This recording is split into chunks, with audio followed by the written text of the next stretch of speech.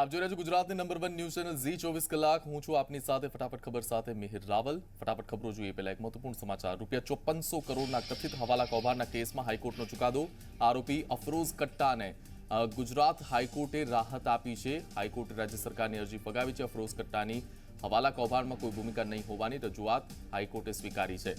આરોપી અફરોઝને હાલ તો આ રાહત મળી છે। આપને જણાવી દઈએ કે 5400 કરોડનું કથિત હવાલા કૌભાંડ છે, જેમાં હાઈકોર્ટે ચુકાદો આપતા આરોપી અફરોઝને ગુજરાત હાઈકોર્ટે આ રાહત આપી છે। હાઈકોર્ટે રાજ્ય સરકારની અરજી ફગાવી છે।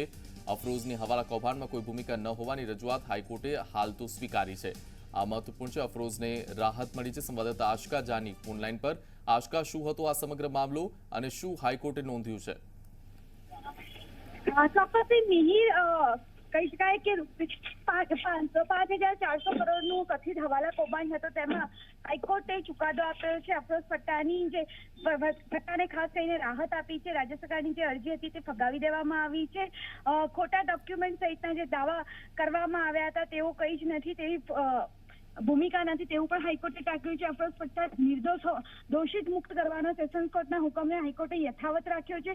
આ જે કહી શકાય કે પીએમએલ એક્ટ હેઠળ જે કેસ થયો હતો તેમાં અફરોઝ પટ્ટાને હવાલા દ્વારા નાણાં મોકલવાનો આરોપ હતો। ઈડી દ્વારા તેની ધરપકડ કરવામાં આવી હતી। ઘણા લાંબા સમય આ કેસ ચાલ્યો અને ત્યારબાદ આજે હાઈકોર્ટ દ્વારા રાહત આપવામાં આવી છે। આશકા, આભાર આપનો આ સમગ્ર માહિતી બદલ।